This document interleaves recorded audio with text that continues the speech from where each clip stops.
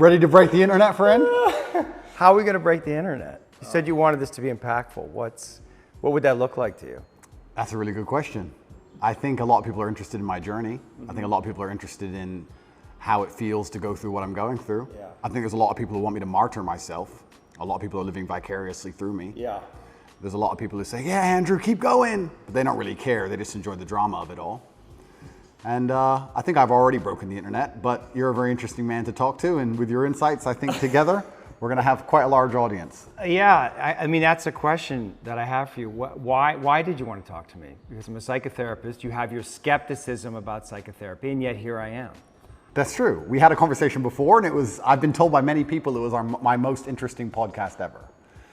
So I think it obviously varies from the norm in terms of the normal things I'm asked about. You have some unique insights. And I thought it'd be an interesting conversation. A lot of people are asking me especially about my mental state and those kind of things post-jail. So I thought, well, my most interesting podcast ever. People seem to be very interested in that side of me. So perhaps it can be a good conversation. Does it make you nervous that there may be things that you don't know about yourself that I'm going to try to reveal to you? I know everything about myself, my friend. You know everything about yourself. I believe that I have an intimate grasp of all the things about myself which matter, which allow me to compete. Right. So there may be things I don't know, but I'm not sure if I particularly need them. So I'm not that interested. Right.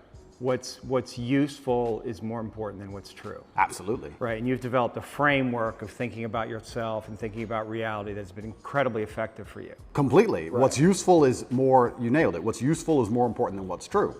This is an old argument of mine, but I think we discussed it in the last podcast, and I'll say it again. When I say I don't believe in depression, nobody can convince me to believe in depression. That's not a matter of discussing whether depression is real or not. That's a matter of me accepting that my mental model for going through life is more effective if I don't believe I can become a depressed person. Yeah. I don't believe in depression, so I can't be depressed, so that allows me to be more effective. It's not a matter of sitting there going, well, maybe it's true, maybe it isn't. I don't believe in it, so I can't catch it. You shape your own reality through the conviction of your thoughts, your beliefs, and the words that you use.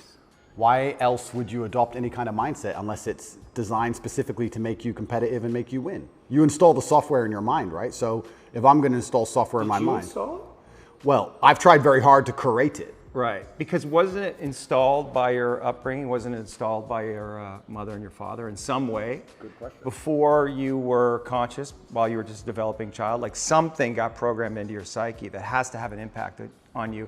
And those things can't necessarily be known because you were at such a young age. Absolutely. We're all programmed to some degree. I agree with you on this so far. I don't think anybody can escape programming, whether it's society, whether it's a television show, whether it's the people around you, peer pressure, whether it's a religion. We're all programmed to some degree. That's absolutely not really true. What I have done, and what I think most people do not do, is heavily analyze why I hold the beliefs I hold, why they help me. If I don't hold the belief personally, or if I didn't learn it from personal experience, I know where it came from, who tried to teach me that, whether their intentions for me were good or bad. And I've tried very hard to have my mindset rigidly analyzed and make sure that it's put together in a way which benefits me completely and absolutely. And I do not believe in things that take away power from me. Right. I refuse to do that. I would rather say that they are not real. And people will sit here and argue to the end of time that they are real, but they're not real in my world. And I live inside of my mind. So even if you throw me in a Romanian dungeon, the idea that I become a depressed person is not a framework that my mind works within, so I can't become depressed. I can feel a little bit sad, sure, I can feel depressed, but I can't be depressed.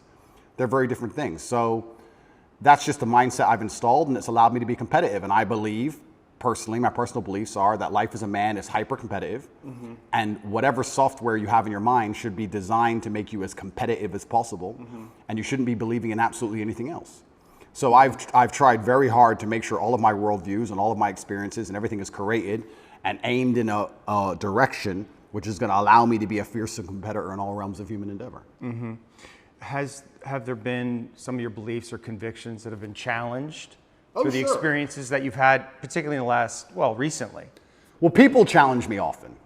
And what a lot of people don't understand is that I will never adopt the thinking of somebody who is sad, and I will never adopt the thinking of somebody who is less competitive than I am or less successful than I am. If someone comes along and goes, Andrew, you are wrong, the way you see the world is wrong, but they are suffering from an affliction, why would I adopt a single iota of what they say? So it's kind of funny when I talk about depression. The number of